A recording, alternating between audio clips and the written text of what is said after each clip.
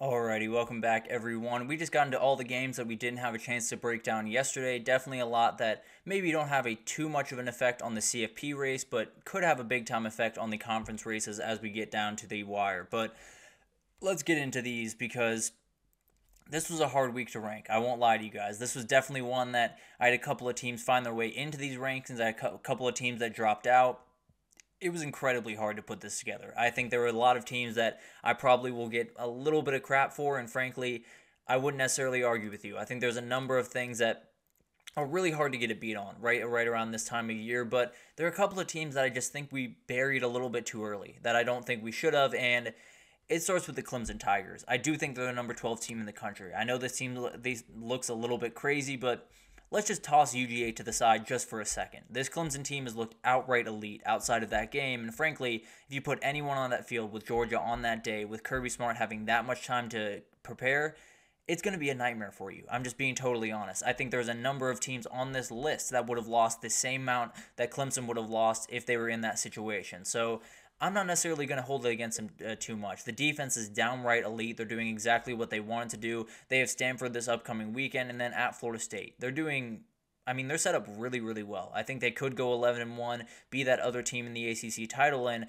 frankly have a CFP locked up before they get there. So it's going to be really interesting to watch this team, but as of right now, I'm kind of putting that UGA game to the side just for a second and taking them for what they are, and they're playing really good football, so I'm having a hard time finding 12 teams that are outright better than Clemson right now. I do have Michigan at 11, and I think this is one that is a little bit questionable because of the approach to the game. It's a very thin path that they have forward. You're going to have to run the ball. If you can't run the ball, then you're going to have a tough day. That's just the reality of their season going forward. The thing is, I think they're going to be able to run the football for a lot of those games. I think they're a really, really hard team to stop, even if you know what's coming, and frankly, I think they showed me this weekend that they're going to be able to commit to this thing and compete with elite teams because that's exactly what USC is. Frankly, I had a hard time dropping them off this list. I think they could have very well been that number 12 team, or they might be number 13 in my mind right about now. But I do think Michigan deserves a little bit of credit of what they did this past weekend. I still have my worries, but as of right now, this team is playing really good football, and I think they're definitely going to be heard from throughout the rest of the year. Utah maybe proved the most this past weekend. I think they showed exactly who they are. They showed that they're going to walk into this new conference, follow the same exact game plan, and dominate these teams the exact same that they did in the Pac-12. They're really, really aggressive. They play incredible defense. I think once they get the quarterback situation figured out, they're one of the best teams in the country. They're doing incredible things, and they might just run away with the Big 12. They do have Arizona this upcoming weekend, so at least interesting to say. At least it's definitely one that we'll have to watch pretty closely. But overall, this Utah team continues to get better, and I think regardless of it's Cam Rising or Isaac Wilson on the field, they can win a lot of those Big 12 games. They do need Cam Rising back for the playoff push and all of that type of stuff. But as of right now, I feel really good about this team, kind of regardless of who's at quarterback. And then you got Penn State. Penn State's playing really clean football right now. The worry I have is the defense, obviously, but the offense is one of the most improved units in the country. Right up there with the USC defense. They've done incredible work. Drew Aller looks like the guy that we saw in flashes last year, and definitely something that Penn State fans love to see. I do worry about that defense. I think they have a number of holes that just haven't been exploited yet, and they very well could be when they play Illinois this upcoming weekend. But as of right now, an elite team that's playing elite football. I do have Oregon at 8. I think you could drop them down one. You could bump them up one if you really wanted to, but they're hanging out. I don't think they're doing anything necessarily overly special, but there were a couple of things. I think they had to drop a little bit in these rankings with some of the other things that people did, but overall, this is a very good team. I think their stock is still rising. I think they're going to figure out a lot of things, and a lot could change on October 12th. Obviously that's a huge game for them, so we'll see what happens there, but this is an elite team. They showed me on against Oregon State that they're kind of turning a corner. Obviously, still plenty to prove, but as of right now, this is one of the top 8 teams in the country.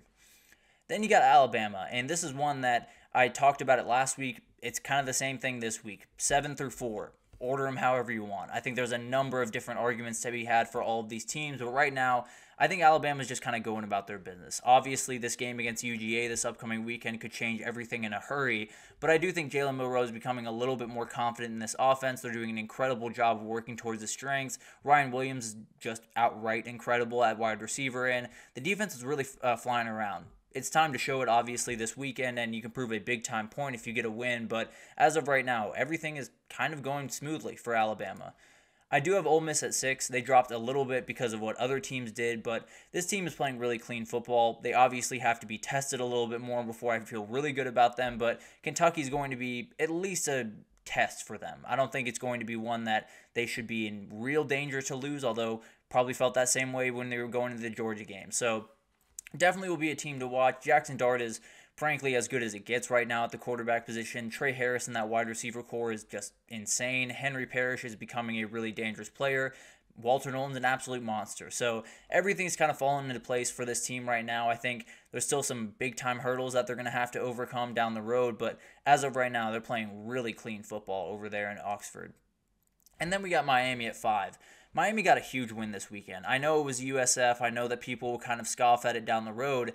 That's a good USF team. That's a team that is going to push a lot of people to the limit and is going to win a ton of games on the Group of 5 level this year. Frankly, another team that we could talk about in the playoff race when it comes to 2 lost teams, but Miami and Alabama are two pretty good losses. So maybe if USF runs the table, we can have a conversation about them. But Cam Ward has totally transformed this team. He has made this team much more confident in who they are. He's made this team play much more free, and when you have that amount of athletes and a really good coach, you're going to do a lot of special things when you play that free. So I think bringing in Cam Ward was hugely important, obviously, with the quarterback play. But more than that, I think just the energy he brought to this team was totally different than they've had in years past. And then I do have Tennessee at 4. I think they have to get bumped up a little bit for what they did this past weekend. You can't really deny them anymore. They've played incredible defense thus far, and I know Oklahoma is not world beaters on offense by any means, but they definitely are a team that's going to cause some problems for teams down the road, and Tennessee didn't have much of an issue on Saturday. They're definitely a team that's going to be downright elite, and they have some big-time ones ahead of them. Obviously, at Alabama coming to them on October 19th, and then you have Georgia down the road are going to be huge, but right now, I'm having a hard time finding 4 teams that have played better football to this point than Tennessee. Frankly, I could probably bump them up a couple of spots if I really wanted to, if I was just going based off this year. But I do have Georgia at 3. I know people are worried about that Kentucky game. They were on a bye this week, so not too much movement there, but this is an elite team. They're still Georgia. They're still going to do what they do, and frankly, they've had one of those Kentucky games pretty much every single year that Kirby Smart's been there. They've been able to figure it out. I think the defense is going to have to get better. There's no doubt about that. Michael Williams should be able to go this weekend. That sounds like it's kind of a little bit still up in the air. The interior defensive line needs to get healthy. It badly needs to get healthy, because if they go into those big-time games, well, they're going to go into Alabama without them, but if they go into Texas, if they go into Ole Miss, they could go 9-3 and then be looking on the outside looking in of the playoffs. So definitely a lot to figure out. The O-line also has to hold it down while Tate Ratledge is out, so you got a lot of stuff to figure out over there in Athens, Georgia right now. I think they're still an elite team, but they're definitely a team that you could have a little bit of pause about right about now. Ohio State is at 2, same as last week. They're doing exactly what I expected them to do and continue to build into who they are in 2024. The defense has been remarkable. Obviously, haven't necessarily played too many big-time opponents, and Michigan State will inform a lot of this decision-making going forward about them, but as of right now, there's no real reason to drop them. There's no real reason to, go against them. Obviously, the schedule isn't great, but definitely will be interesting to see how they react to the Big Ten schedule going forward. That Oregon game will obviously show us who the real Ohio State is in 2024. So we're going to have to wait a little bit longer. I think Michigan State will give us at least a peek behind the curtain, but we're probably going to have to wait until the 12th to get a really good idea of what this Ohio State team is. And then you got Texas at 1. I don't think this has to be explained. Frankly, coming off that Michigan game, you got to feel pretty good about this one. They made that Michigan defensive line look downright ineffective, and they're really effective. They're a very good defensive line, maybe the best in the country, and Texas kind of took them to the woodshed for about 4 quarters there. So a really good team. They're doing exactly what you expect them to do. Obviously, you need to get Quinn Ewers back. Sounds like he will be back this weekend, but we'll keep tabs on that and let you guys know when we know. But definitely something to watch. I think this team is playing really elite football. There's still worries, no doubt about that. And as they go into SEC play, things will get a lot more interesting very quickly. But this is the best team in the country right now. I have very little pause about that. I'll be totally honest. So a crazy week, no two ways about that. But we will turn our page into week 5 tomorrow. We'll get into all the breakdowns, all the things that you guys need to know, and we got a lot of games to get to this week, because there's a lot of games that are just around that interesting mark of maybe they don't jump off the page, but they're definitely ones you're going to want to watch because a lot could happen in those games that could totally change the rest of the season. But that'll do it for this edition of the GSMC College Football Podcast, brought to you by the GSMC Sports Network. Your support means a lot to us, so please remember to subscribe to the show, leave a positive review. It does make a huge difference for us. Also, follow us on Facebook, Twitter, TikTok, Instagram, all the social pages for all the content and updates you could possibly need. We have really incredible people doing awesome work across every single sport you could want. So anything in the world of sports that you need, come on over to GSMC. We have you totally covered. But thank you once again for listening, and I will see you guys tomorrow.